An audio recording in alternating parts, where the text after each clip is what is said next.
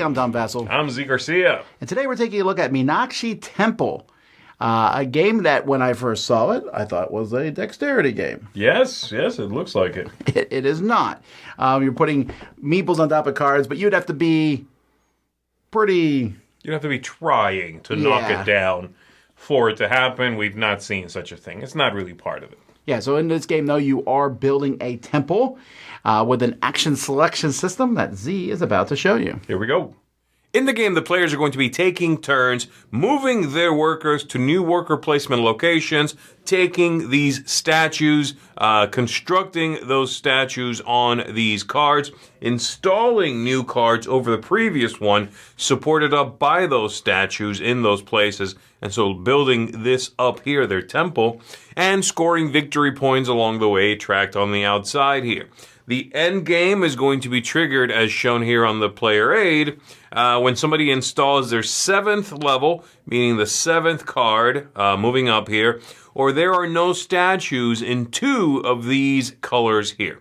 We're going to finish out the round. Everybody plays one more full round, and then we score some end game scoring, and we see who the winner is. On this side of your player aid, you have some basic actions, which I'm going to be going over in 1 second. But the general flow is that looking at the workers over here corresponding to the player colors, from the top to the bottom, you are going to choose your worker here and go over to the other side and select one of these things you want to activate. If the action has any of the statues or victory points next to them, you'll collect those things and store them over here in your storage capacity. And you will take that action. Once everyone has moved over, say this player takes that, then the red player goes and they choose this one, and lastly the orange player will go and let's say they chose that one. With that done, then this card that has now been fully triggered is going to flip. We're going to remove it. We're going to add it up there to the corresponding lettered stack. There's a letter right there, it says D. Goes there, and now we spin this arrow the other way, and the players are going to be selecting these actions over here, starting with purple, orange, green, and red. Now, a couple of things I want to point out. The color of the action and the action itself, the symbol in there, do not tie to each other. It can be one color that changes every time. It does not matter. The colors have a secondary meaning. And the order in which these actions show up is also randomized sometimes, so you'll see them in different orders, okay? So here are the basic actions. Let's go ahead and go through them fairly quickly here. One of them let you take a Shiva statue. These are going to go, all of the statues are going to go out here. The Shiva statues are a little bit harder to get. They will go ideally on these white spots out here and get you some victory points. Next up, we've got constructing statues. That is going to let you take some from your player board here. Let's say I've already got these statues, and you are going to be able to construct them, meaning putting them on the current floor you're working on. Now, if it goes out on a matching spot, you're going to get a couple of victory points too. If it goes out on a non-matching spot, you can still do that, but it's only worth 1 victory point. And so you are going to figure out how you want to do that. You'll score your victory points on the victory track. You may not build a new floor when that action comes up, unless all the places that have a thick white line on the outside are filled. In this case, it happens to be the 4 corners. It's often the 4 corners or 2 on the one side and the center across, such as you see on this card right here. So if I did this, I would score 2 victory points for that yellow statue, but I cannot overbuild on this yet.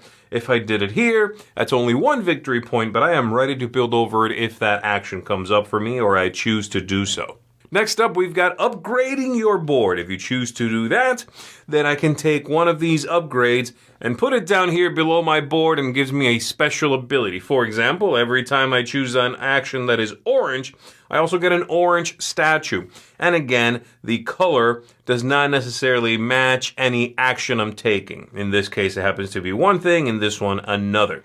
So I could take that. I can also, when I'm upgrading my board, I can take the first one here, flip that over, put it over here next to my board, and now I have extra storage. I can now hold 2 more statues, plus this is worth 1 victory point.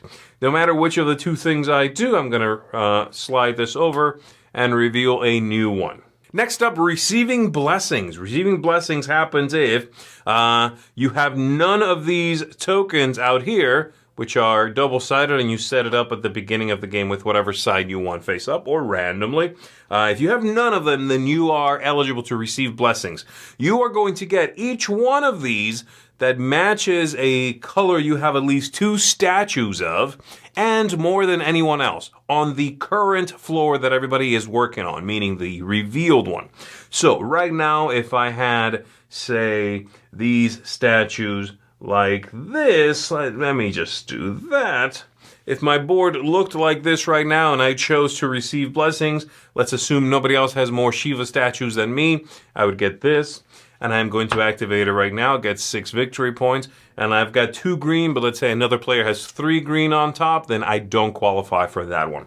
So I would just take all the ones I'm eligible for, and I would immediately trigger them. They let you do various things. Collect more statues, get victory points, maneuver things, that sort of idea. The last action would be installing a slab. That lets you take a slab from the market, one of these cards here. You take one, you add it to your hand. If you have any others, you just combine them with those, and then you may install a slab over what's here now. As long as, again, the dark lined areas are filled, then I can put one down on top of that, like so. As soon as I do that and I cover up the old statues, I'm also giving up these back to the supply there. And then I am ready to start building on this one, and now I'm at the 2nd level. Again, one of the endgame triggers is getting to level 7. This is going to continue with the players going back and forth, turning the arrow this way and that, moving from one side to the other until the end game is triggered. Now, everybody also has one secret scoring condition that you begin with, and it's going to get you some victory points based on some condition you'll fulfill on your various levels over here. And of course, you're getting these bonuses as well throughout the game. At the end, you'll be scoring some bonus points, like I said, for having some statues left in storage, for those upgrade storage cards, like this one here, for 1 victory point each of those. If you're holding any of these, you'll be getting some bonus points for that. And then for the secret goal as well, though most of your victory points you are making in-game. Whoever has the most victory points is, of course, the winner of the game. Okay, so component-wise, this is a pretty standard game, I think, with the meeples. In this particular game, they are different shapes. Mm-hmm. It shows. Well, it showed plastic somewhere, and I wonder if there's a plastic version in existence. Yeah, there's 2 different editions. We've seen both, actually, and one of them has meeples with different shapes and different colors, and the other one, they would be they look like proper pillars, and they are plastic. Which would you prefer? I don't know. I kind of like the wooden ones a little bit better, I think. And I know the other one is sort of the deluxe one, the plastic one. They look pretty good. It's you don't have to face the meeple any one way because it's circular. They look a little bit better that way. They look closer to what this is representing with the plastic. But I like the meeples. I think the meeples are a little more uniform, whereas the plastic has a little variation. Plus, all the shapes in the meeples, I think, and the vibrancy of all the different colors make this game a very vibrant-looking game. That is a big positive for it. It's an eye-catching game. Another positive for me is the quick, snappy turn with that action selection. This is something I'm starting to see more and more in games, and I'm a big fan of the whole idea of pick an action that also determines your turn order. That's very cool. And the better actions are obviously at the bottom, and this game does a good job at that, so that you're not always going first. I like that a lot. I think it's interesting, and with the deck of cards, there's a lot of variety in this. It's not going to be the same thing. Mm-hmm. And it's also really easy. There's a couple actions, I think, that you complained about. The symbol for one action seemed a little off. Yeah, the symbols are not the most obvious, and it also throws you for a loop while you're learning the game, because the colors will have nothing to do with the action, and they change on every card. So if I'm taking the orange action, that is not a thing. And while you're teaching the game, somebody will assume that at first. You have to sort of break that that habit or that idea. It's like, no. The color literally means nothing for the action taking that you're doing. It might mean something based on the bonus cards you have. Yeah, it's a little weird also. I found it odd that almost every card has a lot of white spaces on it. Mm-hmm. And one of the things you're trying to do is match pillars to get bonuses. Yet there's the fewest of the white pillars. Mm-hmm. And they're also not the easiest thing to get. Right. So that seems odd. You're like, oh, I need a lot of white pillars. Well, yeah, but you don't really need them. And so that's a kind of an oddity to me. I'm not saying it affects gameplay. It affects my thought patterns about the game when I'm playing. I'm like, oh. I think the reason for that is because of, I assume, I don't know, I'm not a game designer, but I think it's because that is one of the very best bonuses if you choose to go to that area where you take the tiles and take the bonus. Sure. That bonus is fantastic. It's like 6 victory points if you control that. And I would say that part is actually the most complex part of the game. The bonuses? Yeah, you have to, when you choose to trigger that action, you have to have at least 2 of a pillar, and you have to have the most, and you have to not have taken any of those bonuses before. When you cover them up, you'll put it back. Everything else is quick, snappy turns. That one is a little like, okay, let's explain this again for the 4th time. That one's weird. It can also add a little bit of frustration to the game because in a multiplayer game, say you're playing 4 players, you can run into that thing like, well, I have 3 orange. You also have 3 orange. And then, okay, well, now I got 2 red. You also have 2 red. It can feel sometimes like you're never getting these bonuses. Yeah. Just because someone else might have more than you or the same as you. And I don't know that you should play towards these bonuses. Like, I'm going to get a lot of red just to get the bonus. Right. So that's a minor thing, but overall, you're right. That's the most complex part of the game. Mm-hmm. I think it's one of those games you kind of need to play through to see how the points work. You're like, oh, these bonuses are either a big deal or not a big deal, especially matching colors. Mm-hmm. And definitely getting an early on card that lets you take extra pillars is pretty huge. Right. As long as you have the space to hold them. And I like that. I like being able to take those bonus cards and use it as a special ability. Very fun. I love that. Asymmetry. Or you take it and flip it face down and boom, now you can hold 2 more pillars. Plus it's worth a victory point at the end of the game. I like that very much. That's probably one of my favorite aspects in the game.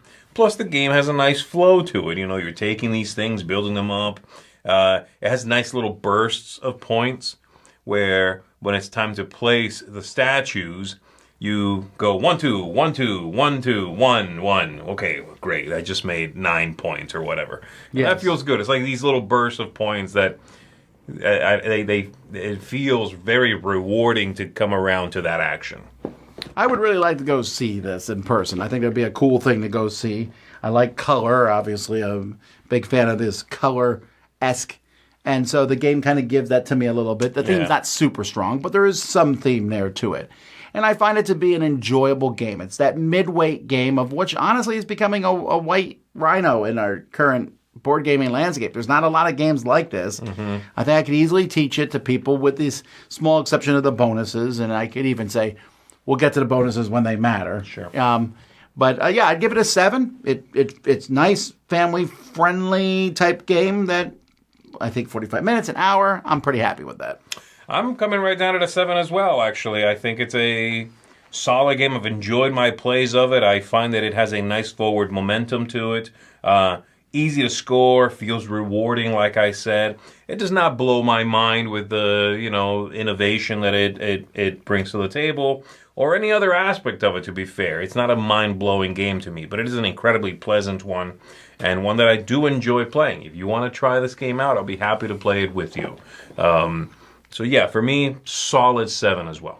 There you go, folks. That's Meenakshi Temple. I'm Tom Vessel. I'm Z Garcia. And we're not knocking temples over today.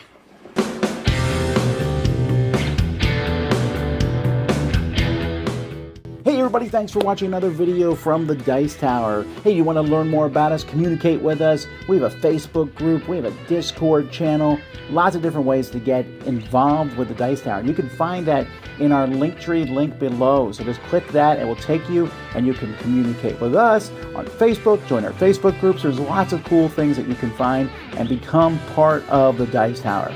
Thanks so much for watching. I'm Tom Vassell.